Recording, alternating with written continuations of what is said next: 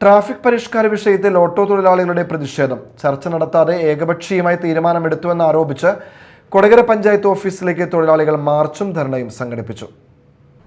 കൊടകര പഞ്ചായത്തിലെ ട്രാഫിക് പരിഷ്കാരവുമായി ബന്ധപ്പെട്ട് ഓട്ടോ തൊഴിലാളി പ്രതിനിധികളുമായി ചർച്ച നടത്താൻ ഗ്രാമപഞ്ചായത്ത് തയ്യാറായില്ലെന്ന് ആരോപിച്ചാണ് കൊടകര 1-ാം സ്റ്റാൻഡിലെ ഓട്ടോറിക്ഷ തൊഴിലാളികൾ സംയുക്തമായി പഞ്ചായത്ത് ഓഫീസിലേക്ക് മാർച്ച് നടത്തിയത്. ട്രാഫിക് ക്രമീകരണങ്ങളിൽ ഏകപക്ഷീയമായ തീരുമാനമാണ് പഞ്ചായത്ത് സ്വീകരിച്ചതെന്നും തൊഴിലാളികളുടെ അഭിപ്രായം പരിഗണിക്കാതെയുള്ള നടപടി പിൻവലിക്കണമെന്നും പ്രതിഷേധക്കാർ ആവശ്യപ്പെട്ടു. തുടർന്ന് നടന്ന ധർണ CITU Kodakara area secretary PR Prasadan ഉദ്ഘാടനം ചെയ്തു. എടുത്തു എന്ന് പറയുമ്പോൾ പഞ്ചായത്ത് ഭരണം UDF-ൻ്റെതാണ്. ആ പഞ്ചായത്ത് ഭരണത്തിന് നേതൃത്വം നൽകുന്ന ആളാണ്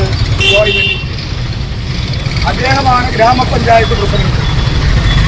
ഇവിടെ ഈ പഞ്ചായത്തിനകത്തെ കേരളത്തിലെ എല്ലാ പഞ്ചായത്തിനകത്തെയും വാഹന ഗതാഗതവുമായി ബന്ധപ്പെട്ടുകൊണ്ടും പൊതു ശബ്ദ നിയന്ത്രണവുമായി ബന്ധപ്പെട്ടുകൊണ്ടും സംസ്ഥാന സർക്കാരിൻ്റെയും കേന്ദ്ര സർക്കാരിൻ്റെയും സുപ്രീം കോടതിയുടെയും വിധി അനുസരിച്ച് നമ്മുടെ രാജ്യത്ത് ഒരു RTO കമ്മിറ്റി പ്രവർത്തിക്കുന്നുണ്ട്. RTO committee.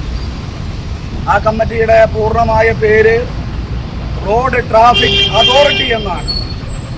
BMS panchayat secretary ND Vipin അധ്യക്ഷത വഹിച്ചു.